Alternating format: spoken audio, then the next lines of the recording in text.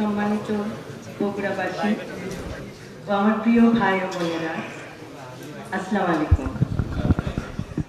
আজ প্রায় 2 যুগ পরে বগুড়ায় এসে অত্যন্ত ভালো লাগছে।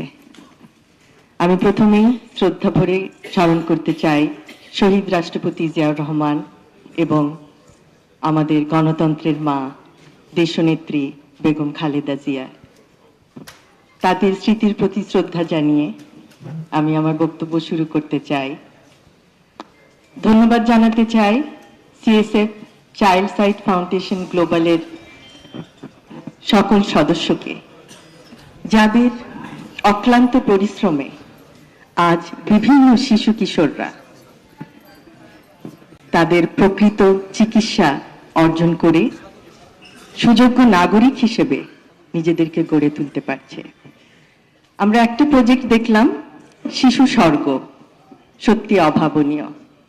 আমরা কিভাবে নিজেদের প্রচেষ্টায় শিশুদেরকে একটি স্বর্গের মতো সুন্দর স্থানে নিয়ে যেতে পারি, যেখানে তারা শিখছে আত্মবিশ্বাস, যেখানে তারা শিখছে নিজের প্রতি আত্মবিশ্বাসের ফলে এগিয়ে যাওয়া, জ্ঞানের আলোকে এবং অন্ধকার থেকে নিজেদেরকে প্রতিষ্ঠিত করা।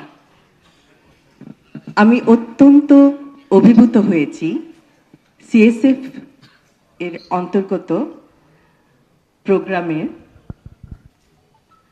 দুইজন যে বক্তব্য রাখলেন এবং একজন বললেন তিনি কবিতা লেখেন, তিনি আইটি সেক্টরেও কাজ করছেন। আমি সত্যি তাদের জ্ঞান এবং তাদের প্রচেষ্টা আশা করব যে তারা ভবিষ্যতে আরো উন্নতি করবে এবং সবার কাছে একটি উজ্জ্বল দৃষ্টান্ত হিসাবে থাকবে। আমরা বিশ্বাস করি যে শিশুরাই জাতির ভবিষ্যৎ। আজকের শিশু হবে আগামী দিনের দেশ গড়ার মহান সৈনিক।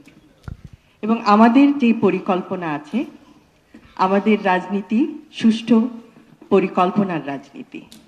এবং আপনারা হয়তো জানেন যে সুস্বাস্থ্য বিভিন্ন জেলায় কিভাবে ছড়িয়ে দেওয়া হবে আমাদের পরিকল্পনার মাধ্যমে, এবং শিক্ষা ব্যবস্থায় one tab one teacher, happiness, শিক্ষার সাথে হ্যাপিনেসকে কিভাবে যুক্ত করা হবে, এবং এরকম বিভিন্ন প্রকল্পের মাধ্যমে জাতিকে স্বাস্থ্য, শিক্ষা এবং ক্রীড়াক্ষেত্রে আপনারা দেখবেন যে আমাদের পরিকল্পনায় আছে বিভিন্ন জেলায় ক্রীড়া প্রতিষ্ঠান গড়ে তোলা, যার মাধ্যমে সমস্ত শিশু কিশোররা পাবে খেলাধুলার স্বাদ এবং এইভাবে তারা স্বাস্থ্যে, শিক্ষায়, ক্রীড়ায় এগিয়ে যাবে।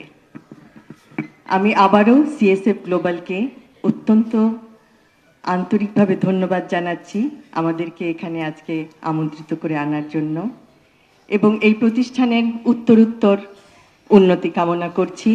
এবং সকল ভাই বোনেরা যারা এই প্রতিষ্ঠানের সাথে যুক্ত, তাদের উজ্জ্বল ভবিষ্যৎ কামনা করে আমার বক্তব্য এখানেই শেষ করছি। সকলকে ধন্যবাদ। আল্লাহ হাফেজ।